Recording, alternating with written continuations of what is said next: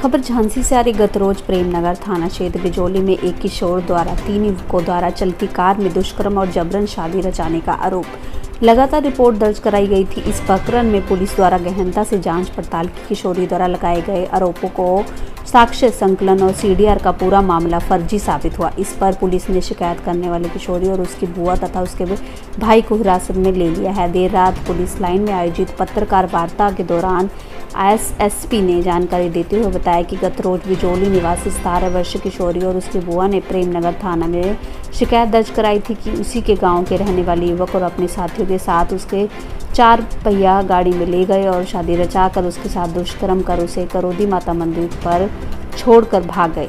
SSP ने बताया कि पीड़िता के लगातार बदल रहे बयानों और उसके द्वारा बताए गए स्थानों पर सीसीटीवी कैमरे और सीडीआर निकाले गई किसी भी साक्ष्य का पीड़िता के बयानों में मेल नहीं हो सका।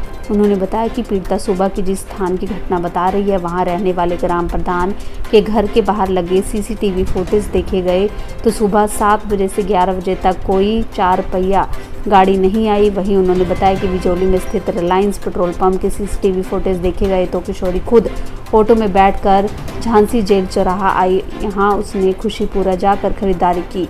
आने जाने के दौरान किला पर जाने के दौरान सभी जगह के सीडीआर और सीसीटीवी फुटेज आदि सहित ऑटो चालकों के बयानों के बाद घटना असत्य पाई गई। झांसी जनपद में थाना प्रेमनगर क्षेत्र अंतर्गत पीड़िता का परिवार द्वारा एक सामूहिक दुष्कर्म का एक मुकदमा दर्ज कराया गया था। दर्ज करने के पश्चात जो नामजद अभियुक्त है उन दोनों को पुलिस ने पकड़ के पूछताछ शुरू की थी। आज उस सामूहिक दुष्कर्म का जो विवेचना में पूरा कहानी पलट गई है। इसमें जो पीड़िता द्वारा जब शुरुआत में बताया गया कि घर से निकलते ही एक सफ़ेद गाड़ी में 2 लोग इनको बिठा कर ले गए थे, इस बात को पुष्टि करने के लिए घर के आसपास जो लगा हुआ सीसीटीवी कैमरा को देखा गया था।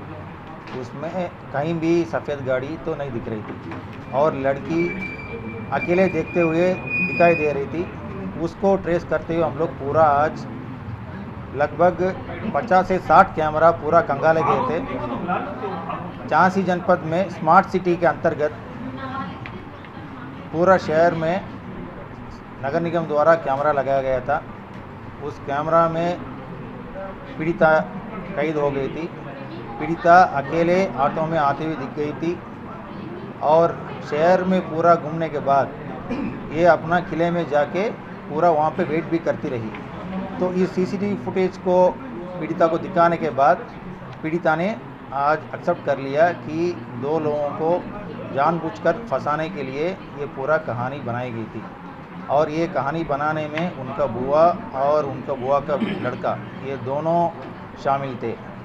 कहानी ये है कि जब पीड़िता एक लड़का से बातचीत कर रही है, उस लड़के के साथ शादी करने के लिए कहीं जाना चाह रही थी, उसको लेके घर से निकली थी। घर से निकलते के पश्चात एक दुकान में जाके अपना पायल और एक बिछिया भी खरीदी थी।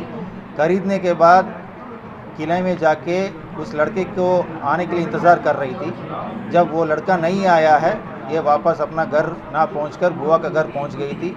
बुआ का घर सुबह 10:30 से 11 बजे के बीच में पहुंच गई। पहुंचने के बाद बुआ और उनका बेटा ने मिलकर पूरा इनको समझा बुझाकर 12 घंटे के पश्चात इस तरह का सामूहिक दुष्कर्म का आरोप लगाते हुए एक मुकदमा दर्ज कराया है, जिसमें 2 निर्दोष लोग अनावश्यक रूप में जेल जाने थे।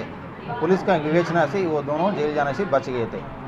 सेक्शन 22 पॉक्सो एक्ट का तहत जो फर्जी सूचना इस तरह देने वालों के खिलाफ कार्रवाई करने का प्रावधान है, उसके तहत पुलिस द्वारा कार्रवाई की जाएगी।